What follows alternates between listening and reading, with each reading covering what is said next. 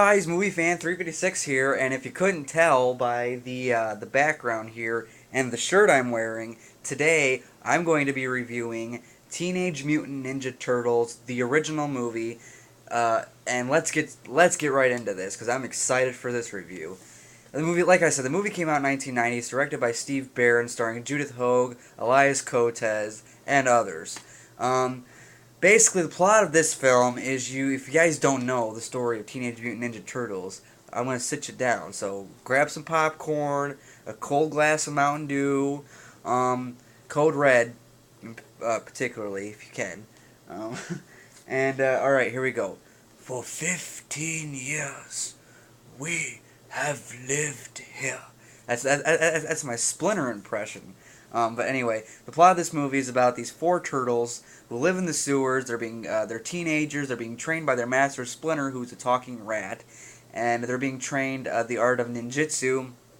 And meanwhile, out above the sewers, yeah, you get April O'Neil is trying to figure out what's going on with this so-called Foot Clan gang, or she thinks it's a gang, and who's led by the Shredder. And April O'Neil meets the Turtles, and they decide to stop the Shredder and the Foot Clan, and that's our movie. Now, what I thought about Teenage Mutant Ninja Turtles is this is one of my favorite movies. I mean, I used to watch this all the time growing up. This and Mighty Morphin Power Rangers the movie. Yes, I used to have that somewhere too, but now I don't. I have to re-get that one at some point.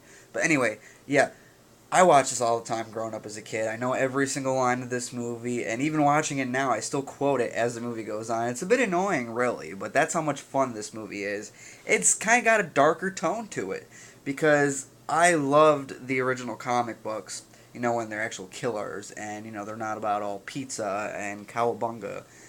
I didn't really know about that when I was a kid. So as a kid, I just had these movies and the cartoon back in the early 90s and the late 80s and stuff like that. That's what I had.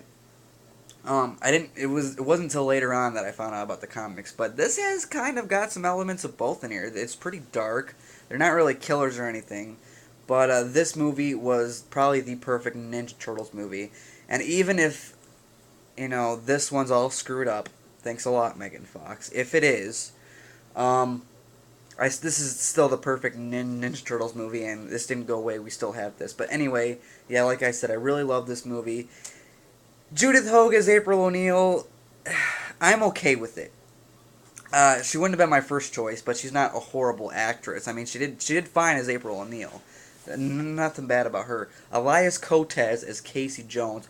Holy shit, you want to talk about a badass. Holy shit, this is a badass.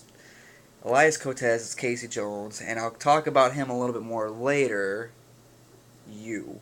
Um, we'll talk about Casey Jones a little bit more later on in depth, but, yeah, I mean, Casey Jones was just a badass in this film. Let's talk about the Turtles themselves. First of all, you have... Well, I'll kind of do this. I'll kind of go to the screen here for a second. So hang on, let me adjust this. Alright. So we have Michelangelo, the orange one, who is the Cowabunga party dude. Then we have Leonardo. He kind of looks purple there for where I'm sitting. But Leonardo is the blue one. He's like the leader of the group.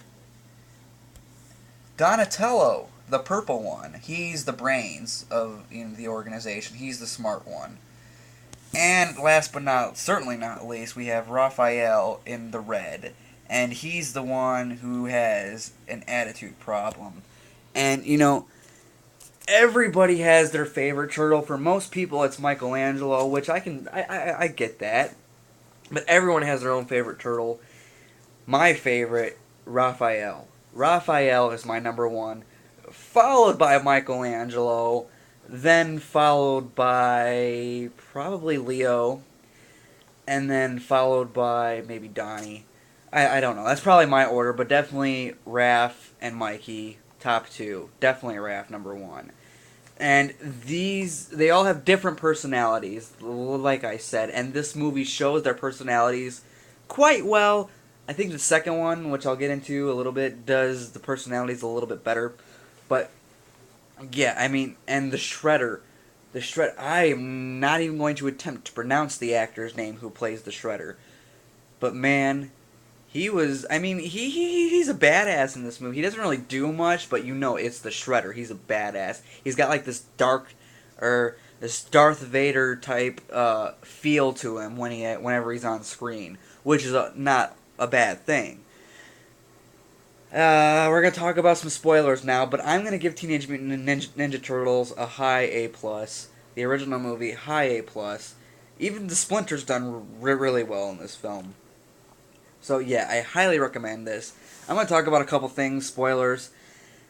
High A plus, but that's not to say that this movie's perfect. This movie does have a couple problems. So if you guys haven't seen Ninja Turtles yet, what the fuck are you doing with your life?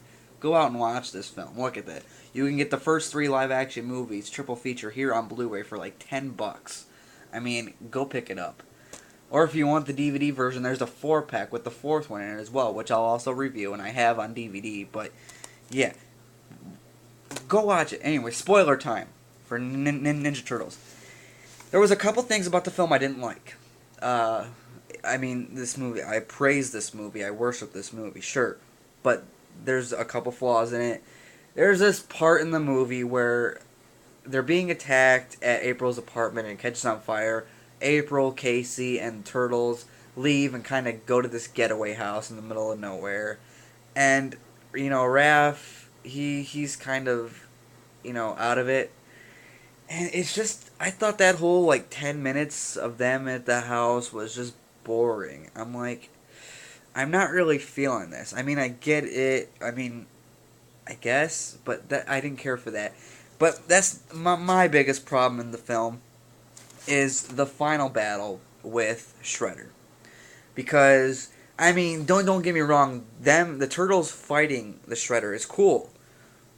But it's not that. It's like it's a 2-minute fight scene, and then once Shredder knocks all of them on their asses, Splinter shows up out of nowhere, and you actually find out that Splinter is, or not Splinter, but Shredder is Oroko Saki. He's the guy who killed Splinter's master, back in Japan, and that's why Shredder wears the thing, because he's got a scar from where Splinter bit him, and you know, Shredder starts running towards Splinter, and he falls over the building, and the Splinter tries, he's like, "When you die, Orokosaki, it will be without honor." And he falls in the garbage truck, and Casey goes, whoops, pulls the lever, and crushes Splinter. And that's it. That is the final battle. The Turtles don't even defeat Shredder. You know, I mean, the fight itself, I mean, it could have been a lot longer, in my opinion. Because he kind of just knocked the Turtles on their asses easily, which is fine at first, but then they got to get up and get motivated and kick his ass. And don't get me wrong, I love Shredder too. But yeah, that's Teenage Mutant Ninja Turtles. Couple small flaws with it, but other than that, I freaking worship this movie a lot. And I'm going to talk about the other ones. And, so yeah, what do you guys think of Teenage Mutant Ninja Turtles, the original movie? That's all I can say for today, and I'll see you guys in the next video.